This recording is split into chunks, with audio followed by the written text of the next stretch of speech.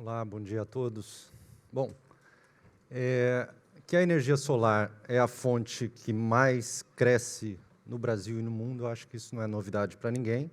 Os estudos que a EPE tem projetado para os próximos anos indicam que é a fonte que mais deve crescer até 2032. E segundo a Absolar, 70% dessa fonte vem na forma distribuída, ou seja, mais próxima do consumo. O que talvez muita gente não saiba é que essa fonte vem acompanhada de outros amigos, né? A resposta de demanda é um tema bastante interessante, porque ela está associado a uma forma de você estimular o consumidor através de preço para ele reduzir ou aumentar o consumo. Os sistemas de armazenamento de energia, na forma de bateria, são responsáveis por atenuar, né, essa intermitência da fonte renovável, principalmente a energia solar, e o veículo elétrico ele pode ser uma fonte de preocupação pela demanda e energia que ele consome, mas também pode ser uma alternativa como um recurso energético distribuído para a geração de energia elétrica. Então, a gente tem aí alguns dos recursos energéticos distribuídos que vêm acompanhando a geração distribuída na forma de energia solar. Quando esses recursos energéticos distribuídos se reúnem, eles podem formar o que a gente chama de uma microrrede, né? Aí eles ficam mais próximos e, eventualmente, até podem se desconectar da distribuidora com o alto consumo, já que eles têm um sistema de bateria para dar a segurança energética, ou eles podem se organizar na forma de usinas virtuais, as Virtual Power Plants, em que eles eventualmente não vão estar localizados na mesma região, mas eles funcionam de forma coordenada, seja para maximizar o benefício sistêmico desse pool, desse coletivo, ou seja, para trazer algum benefício para a rede elétrica. E aí a gente pode localizar, né, esses recursos energéticos distribuídos e o posicionamento do consumidor da seguinte forma. Esse eixo aqui, ó, ele mostra qual é a preocupação que o consumidor teria do ponto de vista comercial. Então, aqui ele está tentando maximizar o benefício individual dele, e aqui ele está tentando maximizar um benefício coletivo. Nesse outro eixo aqui, a gente tem um consumidor que é alheio à rede elétrica, não está muito preocupado com o que está acontecendo com a rede, e outro que tem atenção à rede elétrica.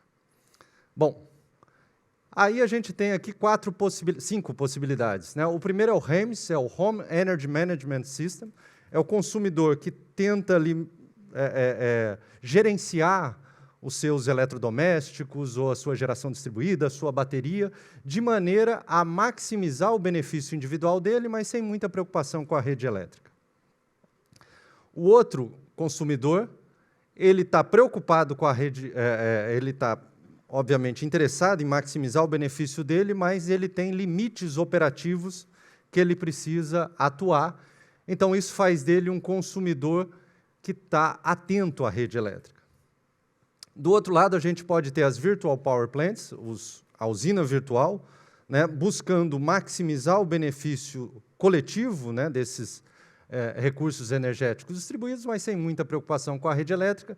E o que eu acho mais interessante, o OPF, é o Optimal Power Flow, que são os recursos energéticos distribuídos operando para maximizar um benefício comercial, mas também para atender restrições da rede elétrica. E, por último, aqui o peer-to-peer, que é o consumidor transacionando energia com o consumidor e que fica no meio do caminho ali para atender as questões envolvendo a rede elétrica. Bom, trazendo isso mais aqui para o Brasil, o consumidor de energia elétrica, né, nessa visão de pensar a democratização do consumo de energia, ele pode se inserir no ambiente livre, onde você negocia livremente preços, prazos para a contratação de energia, ou o ambiente cativo, o ambiente regulado, que é onde a maioria de nós está inserido, pagando a tarifa de energia para a distribuidora. O que tem acontecido com o ambiente livre, né, e é um movimento que está meio atrasado aqui no Brasil em relação a outros países, é que ele está ficando cada vez mais abrangente, ou seja, as restrições para você acessar o ambiente livre, negociar, né, o preço da sua energia livremente, tem aumentado ao longo dos últimos anos. Hoje, um consumidor que tem 500 kW de demanda contratada, ele já pode acessar o ambiente livre, mas se ele não tem esses 500 kW, ele pode ter menos, mas se juntar com outros consumidores, né, por exemplo, uma rede de supermercados, alcançar esse limite de 500 kW de demanda contratada e acessar o ambiente livre através das fontes especiais, que são geração eólica, solar, entre outras. No ambiente regulado, a gente tem consumidores de alta tensão que podem se inserir nos grupos verde e azul. A diferença entre os dois está associada à forma como ele contrata a demanda. No primeiro caso, você tem uma única demanda contratada por mês. No segundo caso, você tem 2 demandas contratadas, uma período de ponta, outro para o período fora ponta. E para o consumidor de baixa tensão, a gente pode se inserir na modalidade convencional, que é onde a gente naturalmente está, ou ir para a tarifa branca, onde você tem 3 patamares de preço de energia, um para o período de ponta, um para o período intermediário e o outro para o período fora ponta. Adicionalmente, né, mais recentemente, com a Resolução Normativa 482 e depois com a Lei 14.300, há uma possibilidade do consumidor ter benefícios pela geração de energia solar, gerando créditos para a rede elétrica e se beneficiando desses créditos quando ele injeta energia na rede. Esse foi um avanço importante. Como é que a gente tem tentado ajudar, né, do ponto de vista científico, cada um desses consumidores? Então, no primeiro caso aqui, do REMS, um trabalho que a gente fez foi o seguinte: como é que a gente pode fazer, de maneira não invasiva, o monitoramento do uso dos eletrodomésticos de um consumidor? Então, a gente olhava lá a medição de entrada do consumidor, ou seja, sem entrar muito nos detalhes do consumo dele interno, e a gente tentava adivinhar quais eram os eletrodomésticos que estavam sendo utilizados. Então, a partir disso, a gente conseguia identificar os eletrodomésticos que eram flexíveis e podiam ser redirecionados para um horário onde a tarifa é mais barata. Né? Então, isso, a meu ver, se encaixa nessa categoria aqui, um consumidor que não tem grandes preocupações com a rede elétrica, mas está preocupado em minimizar o custo da sua fatura. Um outro estudo interessante, esse já mais voltado para os consumidores de alta tensão, é o seguinte: um consumidor que vai instalar um sistema fotovoltaico com bateria, ele pode optar pelo sistema net metering, esse sistema que gera crédito de energia quando você injeta energia na rede, ou zero exportação, né? E aí, esse zero exportação é interessante que ele se encaixa aqui. Essa zero exportação é para você não onerar o sistema elétrico, né? E aí, curiosamente, o sistema zero exportação gerou um resultado melhor para o que a gente estudou, porque, no caso do sistema net metering, o sistema com créditos de energia, você tem um limite de alocação de sistemas fotovoltaicos, que é a demanda contratada do consumidor. E, nesse caso aqui, você não tem. Então, a gente coloca mais painéis fotovoltaicos, né? A gente consegue colocar mais painéis fotovoltaicos, aqui tem um limite de demanda contratada, e, com isso, a gente pode maximizar o benefício do consumidor. Então, esses painéis fotovoltaicos, eles carregam um conjunto de baterias que vai ser utilizada no período fora da ponta, no período de ponta, desculpa, para o consumidor. Então, ele usa ali o benefício da arbitragem tarifária para se beneficiar e acaba sendo o zero exportação, no nosso estudo, melhor do que o sistema net metering. Um outro estudo que a gente fez para os consumidores no ambiente livre foi o seguinte: como o consumidor ele pode negociar preço e quantidade, toda vez que você vai negociar um preço com uma comercializadora, você tem que dizer para ela, tem o preço tal, o prazo tal e uma flexibilidade. Essa flexibilidade ela vai ser maior ou menor em função da variabilidade do consumo.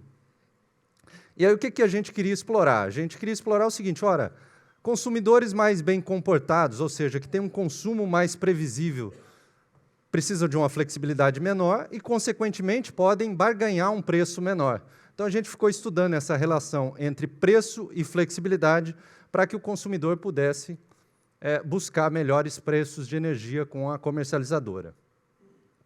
Finalmente, esse é um projeto que está em andamento, que a gente está trabalhando com o Grupo Energisa, que é o seguinte: foram espalhados vários recursos energéticos distribuídos por uma rede elétrica, a rede elétrica de Tocantins, e esses recursos energéticos distribuídos, que são painéis fotovoltaicos, baterias, sistemas híbridos, eles vão gerar um crédito de energia que carregarão outras baterias, e essas baterias vão ser utilizadas para gerar créditos de energia para consumidores do Grupo Verde, para o período de ponta, e para consumidores convencionais, sem perder de vista os aspectos relacionados à segurança elétrica, à rede elétrica.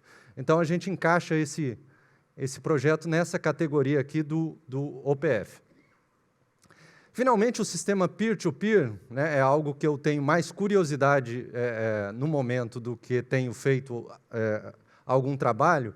Ele tem a ver como cada consumidor vai transacionar a energia elétrica com outros consumidores. Então, esses créditos de energia que são gerados, eventualmente são perdidos, e aí vale a pena você ter uma plataforma que possa interagir entre esses consumidores.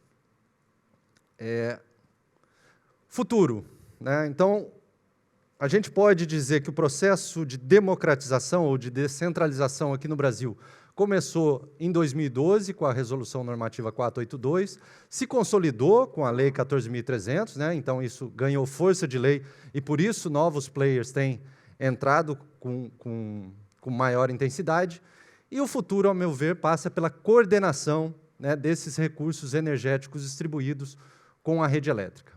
Aqui eu deixei algumas questões para o painel, né? Como é que a gente pode minimizar os impactos da forte penetração das fontes renováveis nos sistemas de distribuição de energia elétrica, como remunerar os serviços ancilares, esses serviços em que você contribui para manter os níveis regulatórios da rede elétrica, como diminuir os subsídios das fontes renováveis de energia no ambiente regulado e no ambiente livre, qual será a escolha do consumidor, né, já que a gente está cada vez mais com limites menores no ambiente de contratação livre, e tem a possibilidade do sistema net metering do ambiente regulado, né? Como é que vai ficar essa disputa entre os dois quando isso chegar a consumidores de baixa tensão? E como democratizar as possibilidades de consumidores de baixa tensão para que eles possam acessar livremente o ambiente de contratação livre. Obrigado, gente.